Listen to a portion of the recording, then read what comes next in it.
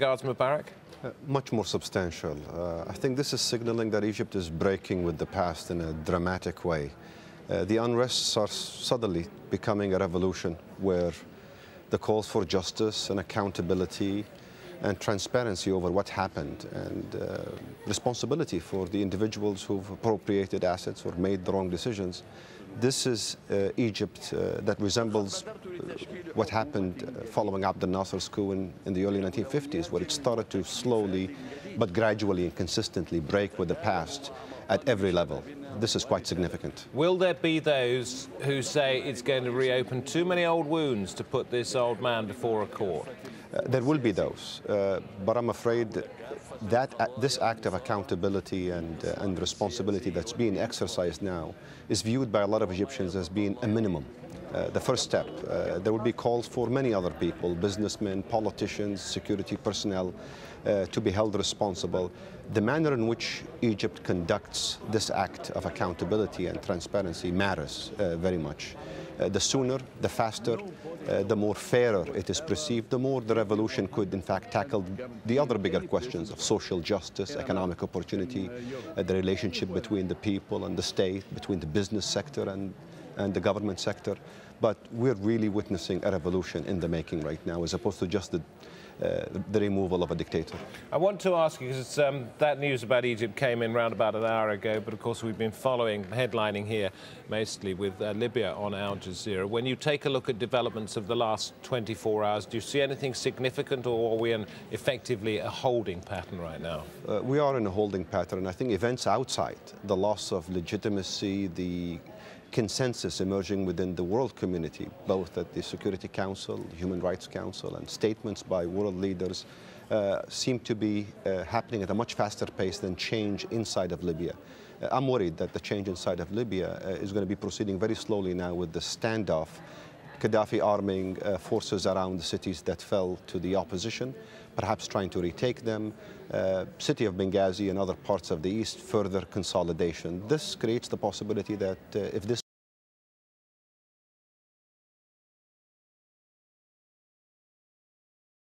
to eventually see a crisis brewing where... This is what I wanted to get on to. Italy has revoked what it called a friendship pact with Libya, which means it could, if it wanted to, send in forces. We're seeing expressions of any help that is needed by the opposition will be given from the United States. And yet the people who are heading up this council at the moment say no foreign intervention whatsoever. There's going to come a point, perhaps, isn't there, where either the people in the east or the rebels, if you want to call them that, say, look, we can't do this on our own, or the international community says we can't stand back and continue to watch people being slaughtered. Are we reaching that point, do you think? We're getting there. If some of the cities that have fallen to the opposition are retaken and there's a lot of bloodshed, I find it difficult to believe that the outside world will stand silent and watch, or that the opposition in the East will view this with a lot of suspicion. I think the voices of the revolution in the East are worried about ground forces, about an invasion, because it will play into the hands of Gaddafi and he'll be able to rally his own troops against that. So how you do it, perhaps surgically, methodically, without the option of ground troops, would be, in my view, the option that the world community will be looking at, especially the Americans and the European allies. They're working on a plan for that. They are. Tariq Youssef, I know we'll talk later on. Thank you very much for your insight. Pleasure. We're taking a look at Yemen now. The opposition there saying it won't be joining any unity government offered by the president. An opposition coalition of political groups and anti-government protesters want the president to step down. You can see here the thousands of people most lately pictured protesting about his leadership. Government spokesman saying on Monday that the President Ali Abdullah Saleh is ready to give the opposition ministerial posts. What do they make of that? Let's talk to Hashim Al-Bara in Sana'a. I mean, I know they've said no, but have they given a reason why they wouldn't do this? Yes, because they said it's too little, too late, and that now the demands of the thousands of people who are taken to the streets of Yemen are asking for the ousting of the political elite and for the regime, and therefore they consider this offer by President Ali Abdullah Saleh as an attempt to outmaneuver the thousands of people who are about to make significant impact on the Yemenis. They are bracing for tomorrow, which they think could be a turning point when the opposition and the anti-government protesters will unite, take to the streets and perhaps march here on the main squares of the capital, Sana'a, to put more pressure on Ali Abdullah Saleh to go. So it's back to square one, and the situation is going to be extremely tense over the next coming hours. Is the president likely to make any further concessions, Hashem, or is that as far as he feels he can go? Saleh has been saying, and also he said today in a meeting with the clerics, that he has been offering a lot of concessions and that therefore he's not going to be offering more, and that if the opposition rejects his offer for a national unity government, then he will be inclined to invite independents and technocrats to join this government of national unity. However, we know that if the opposition is not willing to join this government, it's not going to have any kind of impact on the thousands of the people who are saying that Ali Abdullah Saleh should learn from the example set by the Tunisians and the Egyptians, and he should go now. But he makes a fair point, doesn't he, when he says this is playing into hands of those who want the secessionist movement in the south to succeed, who want the Houthis in the north to get what they want. I mean, is there any plan by those who would like to come in and replace the president to deal with those problems pragmatically? Well, I'm having trouble clearly hearing your question, David, because the phone conversations, the phone coverage has been very bad over the last few days. However, now the opposition is saying that now that they have rejected this invitation by President Ali Abdullah Saleh, they will continue their fight, and their fight is going to the streets.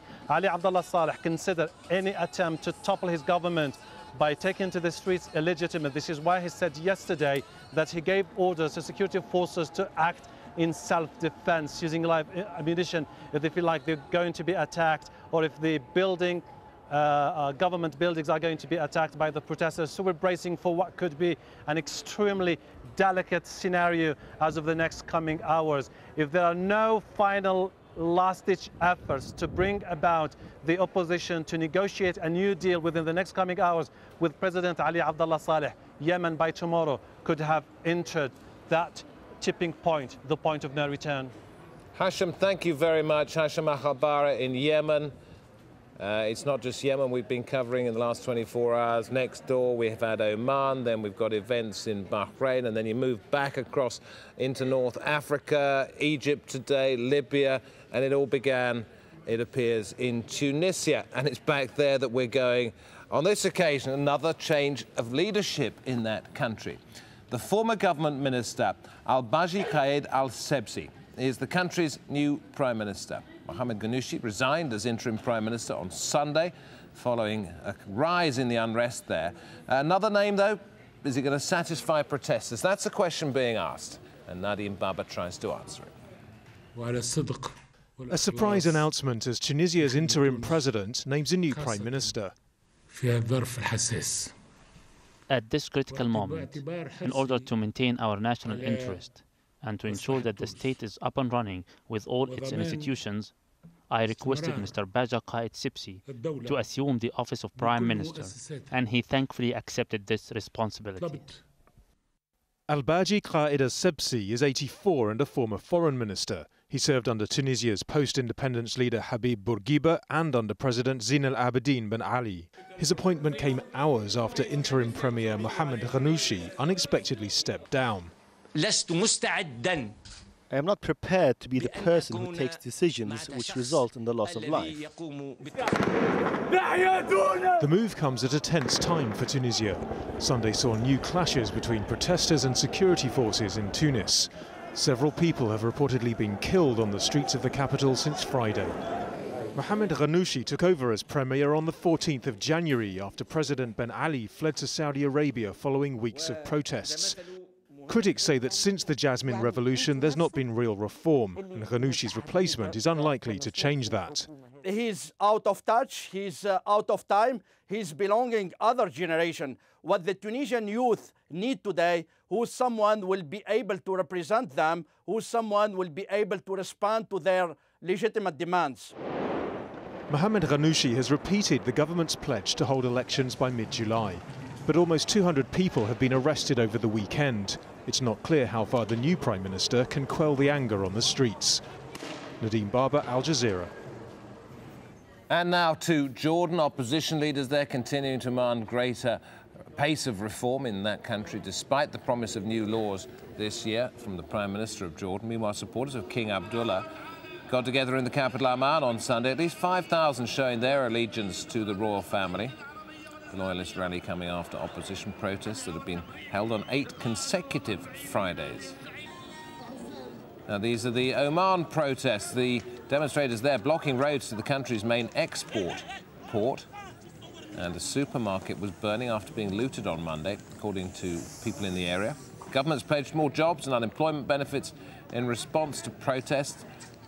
Doctors say 6 people were killed in the industrial city of Sohar, north of the capital Muscat, on Sunday. And in Bahrain, a parliament meeting's been cancelled as protesters stopped upper chamber members from reaching the entrance. Rallies have been held in key Manama locations to put pressure on the monarchy to bring about change. King Hamad bin Isa Al Khalifa has reshuffled his cabinet and appealed for talks with the opposition.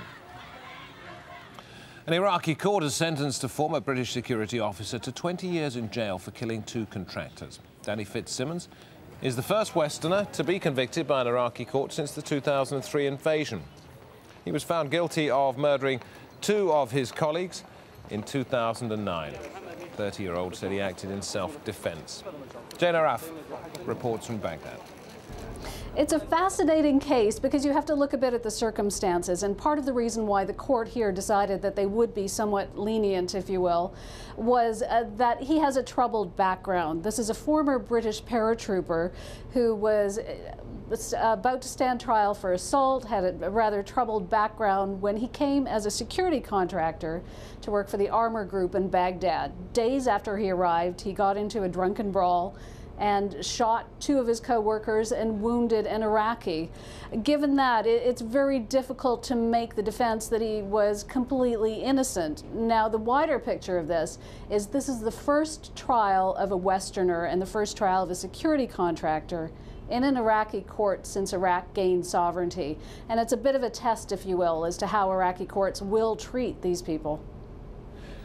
Dozens of people have been fleeing Côte d'Ivoire's main city despite the presence of UN peacekeepers. There's been more fighting between forces loyal to the incumbent president, Laurent Gbagbo, and those backing the opposition leader, Alassane Ouattara. The UN's Human Rights Agency says between 20 and 30,000 people have left just one district in Abidjan. At least 10 people have been killed in Sudan after clashes broke out in the disputed oil-rich region of Abyei. Abyei's chief administrator is a member of the Dinka Ngok tribe, allied to the south. He accused Arab Misriya nomads of attacking a Dinka settlement, but a Misriya spokesman accused the South Sudanese army of starting the fighting. New Zealand's Prime Minister says the country is facing a repair bill of about $15 billion after 2 recent earthquakes. Last week's quake in Christchurch killed at least 148 and at least another 50 people are missing. Funerals are being held for some of the victims on Monday. Large parts of the city have been reduced to rubble. It was back in September that another earthquake damaged many buildings, although nobody then lost their lives. Well, the people of Chile have been marking the first anniversary of a massive earthquake there. A year later, thousands of families are still living in temporary shelters. The president, Sebastián Pinera, is facing criticism for the government's response. Mark Orchard reports. A pre-dawn vigil at the epicenter of the magnitude 8.8 earthquake. The keynote to a national day of mourning for all the victims and their families. In the coastal town of Constitución, bells tolled and the names of the dead were read out. To be here along with all the other families is incredibly painful. Incredible, but you need to know how to stand up. President Sebastián Pinera has been touring the disaster zone with the message that his government is sparing no expense to rebuild. As we observe the first anniversary of the catastrophe which struck our country, the reconstruction has been solid, and we have achieved very significant progress and accomplishments. The country's